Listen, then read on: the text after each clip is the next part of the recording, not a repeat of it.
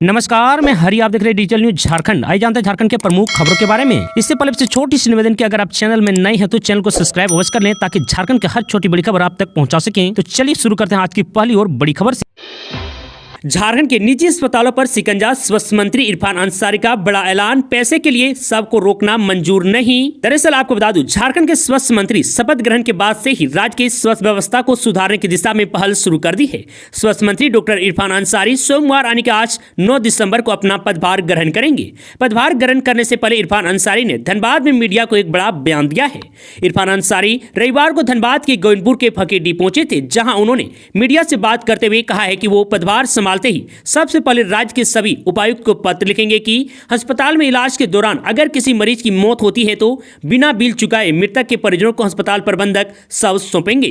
अगर इस आदेश को कोई निजी अस्पताल या प्रबंधक मानने से इनकार करता है तो इन पर जिला प्रशासन कानूनी कार्यवाही करें।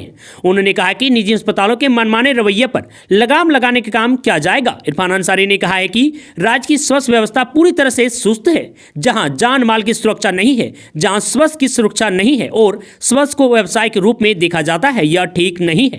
उन्होंने कहा कि निजी अस्पतालों ने सारे मापदंड बिगाड़ दिए हैं। आयुष्मान के मापदंड की प्रक्रिया हर हाल में पूरी करनी होगी। लोग स्वास्थ्य के साथ व्यवसाय करने लगे हैं, इस पर रोक लगाएंगे। और वहीं इरफान अंसारी ने आगे कहा, प्राइवेट हॉस्पिटल के संचालक 2 कमरा किराए पर लेकर अधिकारियों को रिश्वत देकर आयुष्मान की मान्यता ले लेते हैं। उनका इलाज एकमात्र मकसद गरीबों के पैसा लूटना है, उनका इलाज नहीं करना है। मंत्री डॉक्टर इरफान अंसारी ने कहा कि वे ऐसे मामलों में काफी सख्त हैं। आयुष्मान कार्ड वाले मरीजों का इलाज करने वाले सभी निजी अस्पतालों की उच्च स्तरीय जांच कराई जाएगी। जांच में दोषी पाए जाने वाले पर सख्त कार्रवाई भी की जाएगी। मापदंड प्रक्रिया में थोड़ी भी गलती पाए जाने पर न सिर्फ अस्पताल को सील किया जाएगा बल्कि उसके मालिक को भी जेल होगी। और वहीं इधर इरफान अंसारी ने आगे कहा कि विभाग की ओर से डीसी और एसपी को पत्र भेजा जाएगा। निजी अस्पताल चाहे जितना भी नुकसान हो उसे वहन करना होगा।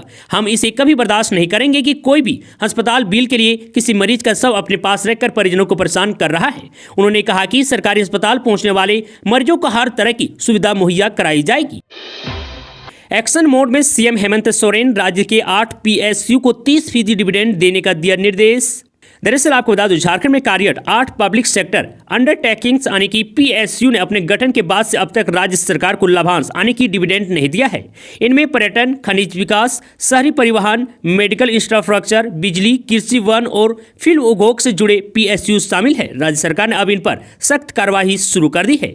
राज्य सरकार ने निर्देश दिया है कि ये पीएसयू अपने लाभ का अधिकतम 30% हिस्सा डिविडेंड के रूप में सरकार को दे। हालांकि Jharkhand state mineral development corporation limited ने डिविडेंड की घोषणा की थी, लेकिन 15 करोड़ रुपए का भुगतान नहीं किया है। Jharkhand urban transport corporation limited जो वर्तमान में संचालित नहीं हो रहा है, उसको बंद करने का निर्णय लिया गया है। झारखंड के 16 पीएसयू ने पिछले 3 सालों में वैधानिक ऑडिट रिपोर्ट जमा नहीं किया है। आपको बता दूं, 29 नवंबर को प्रोजेक्ट फॉर्म में हुई समीक्षा बैठक में वित्त विभाग के प्रधान सचिव ने इन कंपनियों को जल्द से जल्द रिपोर्ट फाइल करने का निर्देश दिया है। हेमंत सोरेन और स्टीफन मरांडी ने रविंद्रनाथ महतो के पिता के निधन पर जताया शोक। दरअसल आपको बता दूं, झारखंड राज्य के मुख्यमंत्री हेमंत सोरेन ने नाला विधायक रविंद्रनाथ महतो के पिता के निधन की खबर के बाद अपने सोशल मीडिया हैंडल पर ट्वीट करते हुए लिखा कि झामो के वरिष्ठ नेता और नाला से विधायक रविंद्रनाथ महतो के पिता आदरणीय श्री गोलक बिहारी महतो जी के निधन की दुखद सूचना मिली। मरांगबुरु दिवंगत आत्मा को शांति प्रदान कर स्वकुल परिजनों को दुख की यह विषम घड़ी सहन करने की शक्ति और साहस प्रदान करे। इसके साथ ही झारखंड विधानसभा स्टीफन मरांडी ने विधानसभा सदस्य रविंद्रनाथ महतो के पिता गोलक बिहारी महतो के देहांत पर शोक प्रकट किए। वे 87 वर्ष के थे। उनका स्वर्गवास 8 दिसंबर की सुबह 7:30 बजे हुआ। कार्यता अध्यक्ष ने कहा कि मैं प्रार्थना करता हूं कि इस दुख की घड़ी में ईश्वर उनके परिजनों को संबल प्रदान करे और दिवंगत आत्मा को शांति दे। 9 दिसंबर आने के आज से 6ठी विधानसभा का पहला सत्र। इस बार कई मायनों में अलग होगी सदन की तस्वीर। दरअसल आपको बता दूं, झारखंड की 6ठी विधानसभा का पहला सत्र 9 दिसंबर आने के आज से शुरू हो रहा है। इसे लेकर तैयारी पूरी कर ली गई है। आपको बता दूं, 12 दिसंबर तक चलने वाले इस सत्र के पहले 2 दिन के कार्य दिवस में नवनिर्वाचित विधायकों का शपथ ग्रहण होगा। इन्हें प्रोटेम स्पीकर स्टीफन मरांडी शपथ दिलाएंगे और दूसरे दिन 10 दिसंबर को विधायकों के शपथ ग्रहण की प्रक्रिया पूरी होने के बाद विधानसभा के नए अध्यक्ष का चुनाव होगा। और वहीं 11 दिसंबर को राज्यपाल संतोष कुमार गंगवार का अभिभाषण होगा। इसके बाद सरकार की ओर से वित्त मंत्री राधा कृष्ण किशोर चालू वित्त वर्ष के लिए द्वितीय अनुपूरक बजट पेश करेंगे। सत्र के अंतिम कार्य दिवस में यानी कि 12 दिसंबर को राज्यपाल के अभिभाषण को लेकर धन्यवाद प्रस्ताव पर चर्चा और अनुपूरक बजट पर बहस होगी। आपको बता दूं, झारखंड की छठी विधानसभा पिछली विधानसभा की तुलना में कई मायनों में अलग होगी। इस बार सदन में सदस्यों की संख्या 82 की बजाय 81 होगी। इसकी वजह यह है कि विधानसभा में 82वें विधायक के रूप में एंग्लो इंडियन समुदाय के किसी व्यक्ति को मनोनीत करने की संवैधानिक व्यवस्था अब समाप्त हो गई है।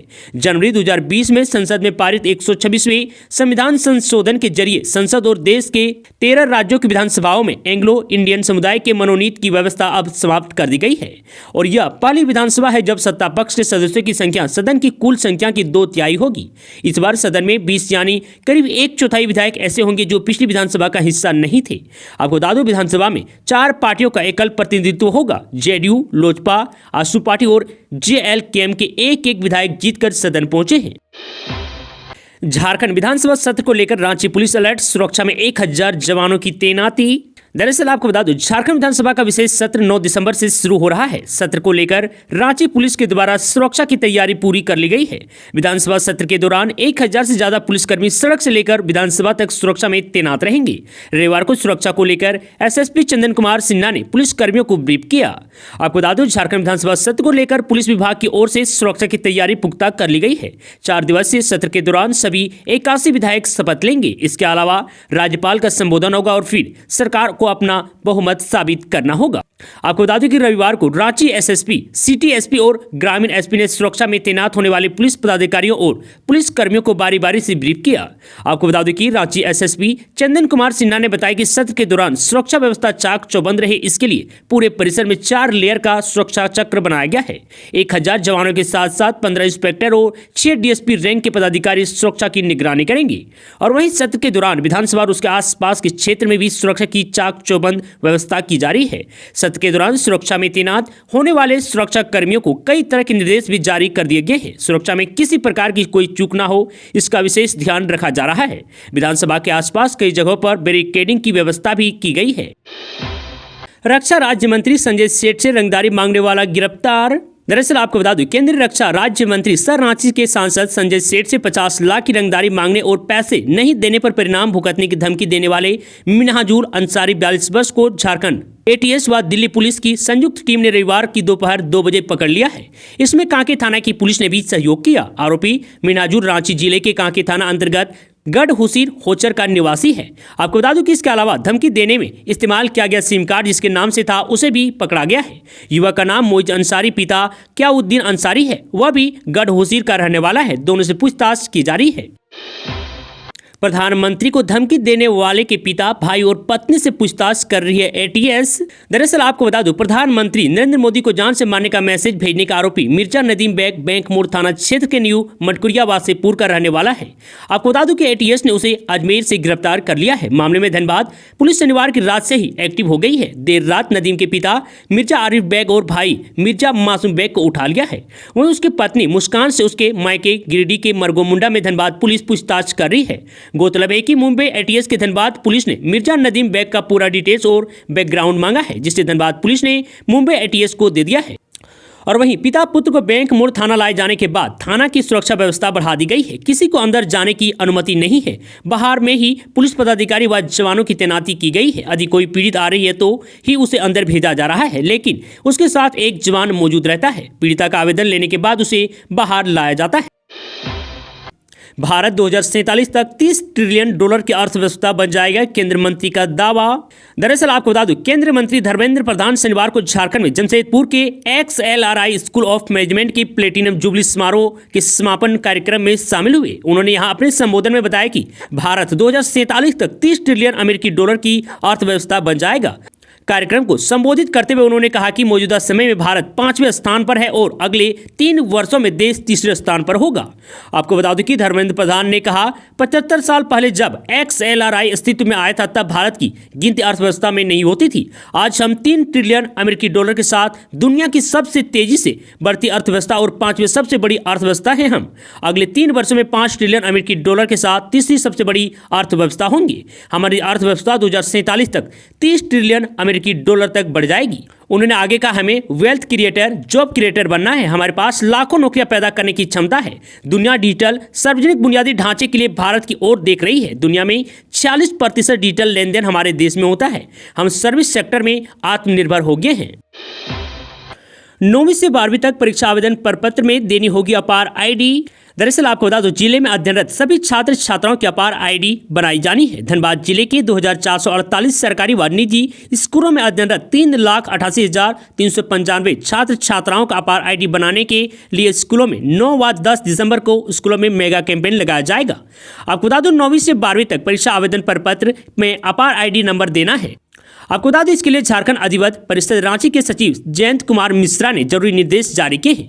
कहा है कि 9 व 12 दिसंबर को मेगा अपार दिवस आयोजित होगा। इसके अलावा प्रत्येक माह के 9 व 10 तारीख को मेगा अपार दिवस नामित किया गया है। सभी माध्यमिक विद्यालय, +2 विद्यालय या इंटर महाविद्यालय के प्रधान एवं जिला शिक्षक पदाधिकारी को इस दिन विद्यालय व महाविद्यालय में PTM का आयोजन कर अपार आईडी निर्माण कार्यवाही युद्ध स्तर पर करनी है, ताकि 9वीं से 12वीं तक ऑनलाइन भरे जा रहे परीक्षा फॉर्म में संबंधित छात्र छात्राओं को अपार आईडी दिया जा सके।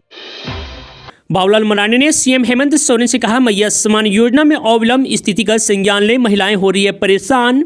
दरअसल आपको बता दूं, बीजेपी प्रदेश अध्यक्ष बाबूलाल मरांडी ने कहा कि प्रदेश की माताएं बहनें मैया सम्मान योजना में हो रही लापरवाहियों से सशंकित हैं। 4 महीने से लंबित किस्त का भुगतान न होने से इन महिलाओं का अब धैर्य जवाब देने लगा है। फॉर्म भरने और जानकारी प्राप्त करने के लिए अंचल कार्यालय में जाने वाली महिलाओं को अव्यवस्था से लचर प्रणाली का शिकार होना पड़ रहा है।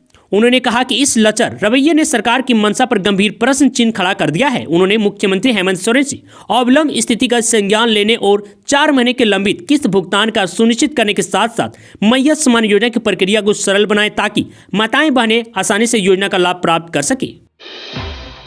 झारखंड के चतरा में चली तलवारें बवाल में 13 लोग जख्मी। दरअसल आपको बता दूं, चतरा के इटकोरी के परोका गांव में शनिवार को जमीन विवाद को लेकर 2 पक्षों के बीच लाठी डंडे और ईंट पत्थर के साथ साथ तलवारें भी चली, जिससे 13 लोग घायल हो गए हैं। इनमें से 4 की स्थिति गंभीर है, जिन्हें हजारीबाग मेडिकल कॉलेज एवं अस्पताल में भर्ती करवाया गया है। घटना की सूचना मिलने के बाद पुलिस मौके पर पहुंची और हालात को अपने नियंत्रण में लिया। थानेदार अभिषेक सिंह ने बताया कि इस मामले में दोनों पक्षों की ओर से अलग अलग आवेदन दिए गए हैं। पहले जख्मी लोग अपना इलाज करवा ले, उसके बाद आगे की कानूनी कार्यवाही की जाएगी। उन्होंने बताया, एक प्लॉट पर एक पक्ष चारदीवारी उठा रहा था, दूसरे पक्ष के आपत्ति जताने पर दोनों ओर से मामला बढ़ गया। महिलाओं को भी नहीं बख्शा गया। पुलिस ने मौके पर पहुंचकर स्थिति को नियंत्रण में लिया। और वहीं घायलों में एक पक्ष से 36 वर्षीय प्रदीप राम, पिता 42 वर्षीय सुधीर राम, 17 वर्षीय रामस्वरूप राम, 14 वर्षीय प्रिंस कुमार, 40 वर्षीय सोनू देवी, 35 वर्षीय खुशबू कुमारी, 60 वर्षीय जानकी देवी शामिल है। वहीं दूसरे पक्ष से 55 वर्षीय नरेश राम, 45 वर्षीय सुनीता देवी आदि शामिल है।